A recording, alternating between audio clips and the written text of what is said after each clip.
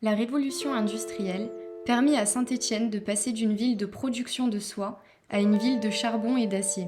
Ce changement radical a entraîné de dures conditions de travail. Baisse des tarifs et du niveau de vie, augmentation de la durée et des cadences de travail, la présence constante des accidents de travail et de la maladie. L'antagonisme de classe ne tarda pas à se produire.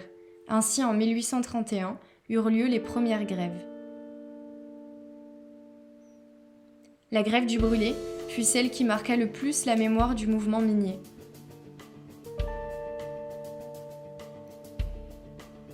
Le 11 juin 1869, la grève éclate. Les mineurs réclament une augmentation de salaire. La réduction de la journée de travail à 8 heures à l'intérieur de la mine et à 10 heures à la surface, ainsi que le contrôle des caisses de secours. Le mouvement s'étend rapidement à toute la vallée londaine.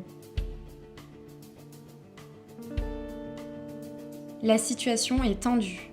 3 régiments sont envoyés au bassin pour occuper les puits. Les mineurs cherchent à empêcher le transport de charbon. De ce fait, les escarmouches entre soldats et miniers sont constantes. Le 16 juin, les usines Holzer-Durian obtiennent l'autorisation de la compagnie Montrembert de charger un stock disponible. Mais 60 mineurs arrivent pour empêcher l'approvisionnement. Sous les ordres de Gosserand, les soldats présents dans les installations emprisonnèrent une quarantaine de miniers. Gosserand dira de la résistance des grévistes que les ouvriers offraient eux-mêmes leur poitrine en disant « Frappez si vous voulez, mais nous ne partirons pas, nous réclamons notre droit. » Cependant, pour éviter les incidents, l'itinéraire est changé par le chemin de Béraudière. La nouvelle des arrestations se répandait par la Ricamarie. C'est alors qu'une foule indignée se forma pour faire face à l'armée. La foule grandissait à son tour, les voix s'élevèrent et les pierres furent jetées contre les soldats. Après avoir passé le hameau du Brûlé, une rafale de balles atteint les indignés. Le bilan, innombrables blessés et 14 morts, dont un enfant de 16 mois.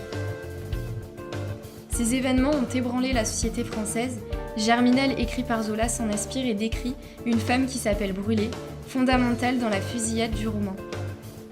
Un monument a été érigé en 1989 par Victor Cagnato. Il se situe au carrefour du chemin Quétin et des puits du Combe. Il représente 14 étoiles en bronze, une pour chaque victime. Leurs noms sont aussi écrits sur la base du monument.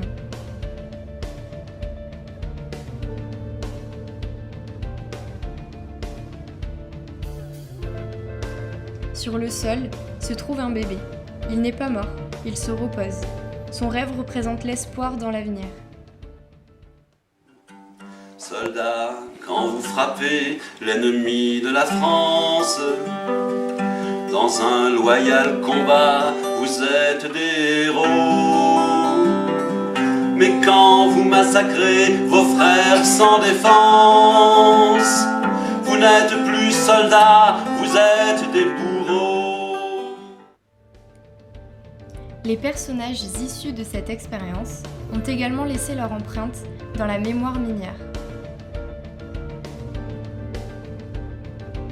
dont Michel Rondet. Le promeneur curieux trouvera son ombre dans tout Saint-Étienne. Fondateur de la Fédération nationale des mineurs et ancêtre de la CGT. Son regard sauvegarde toujours la Ricamarie.